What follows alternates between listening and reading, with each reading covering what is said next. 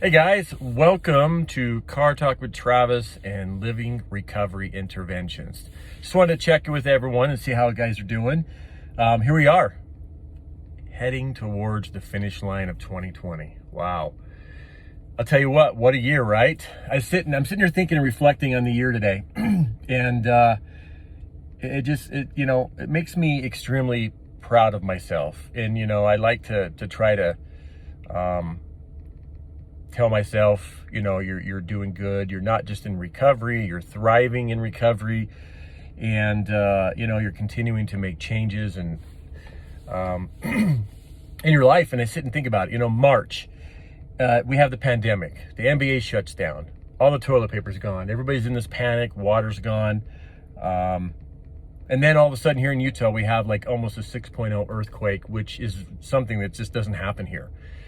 Scared the hell out of us, scared my family, because you have a pandemic, you have kids at home, my wife working from home, I was home at the time, and you have 3,000 aftershocks during a few months too. So every little bit, your house is shaking, you're scared to go to bed, it's dark, it's gloomy outside, and that got me thinking, there's a fear factor in there. And I'm like, I'm home right now, I'm gonna become a certified interventionist. I've been working in the industry for about almost 7 years. And I'm going to add to my expertise, and I'm going to create a side business. I'm going to create something that's just for me and helping people and try to build that business, try to build that brand. I've got the podcast thing started this year. The podcast show is Living Recovery, which is sponsored by Living Recovery Interventions and Maple Mountain Recovery, where I work. It's a top of the line treatment center for trauma, PTSD, some mental health issues, and addiction. Starting the business, all that, and then the pandemic, and then you throw in riots, you throw in all of that, you throw in an odd, presidency run. Just different things happening this year. It's like every time we turn around the corner, and then you got social media blowing up and making things possibly out of proportion because they want your business, they want your views, they want you to see what's going on. And then things all over the world. You've got rivers turning red, you've got volcanoes happening, just crazy stuff taking place. And, it all comes down to showing that we can get through difficult times. We can thrive through difficult times. We can take care of our families during difficult times. I'm extremely grateful for a job and a career that I have. I'm grateful for my mental health. I'm grateful to know when I need to take care of my mental health, because a lot of times we don't know. Our body feels odd, feels different, but we don't recognize what we need to do to take care of ourselves. I'm grateful for family and friends that have always stuck by me. I'm grateful to be able to help support my kids in times when they might need some assistance, because the pandemic caused them to be out of work for, 3 or 4 months.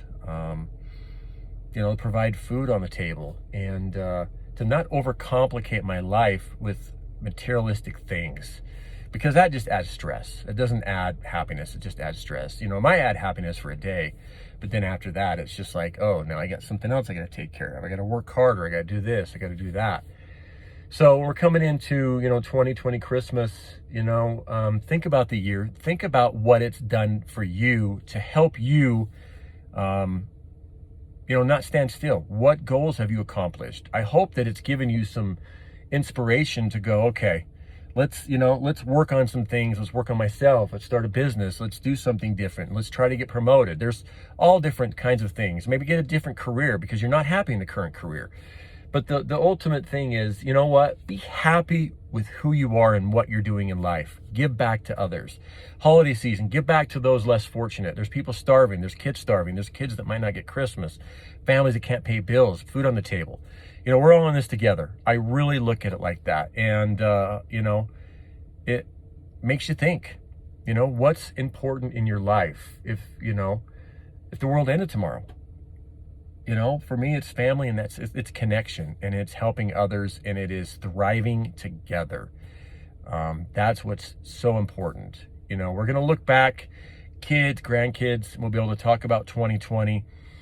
And, it really is a historical event. Tired of being part of it, but it really is a historical event. And I think there's hopefully going to be a lot of good that comes out of it, and a lot of life lessons that comes out of it. A lot of tomorrow I'll do it. You know, if you're stuck in addiction or mental health issues, stop saying tomorrow. Tomorrow. I did an intervention yesterday, and you know, when we're stuck in our addiction, we want to continue getting high, which isn't, you know, it's normal, you know. So it's always tomorrow I'll get help. Tomorrow I'll get help. You got to seize that moment.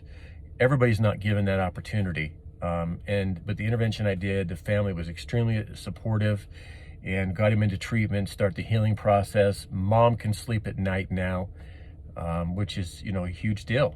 And, you know, dad can sleep now. So reach out. Much love. Long car talk today, but I just had that on my mind, and I wanted to share, you know, as this year's coming to an end, it's been not all bad. I think that's the point of the message. So look at it that way. It's not all bad. Now, I know we all want to get it over with, but it's not all bad. So much love, everybody. And remember, reach out if you're struggling. livingrecoveryinterventions.com. I can help with any interventions, some family support, give directions. Also, Maple Mountain Recovery, like I talked about earlier, does an amazing job, you know, with the PTSD, the trauma, the addiction, healing your brain, getting your life on track. And that's what all this journey is about. So much love. Have a great weekend going into it, guys. Bye-bye.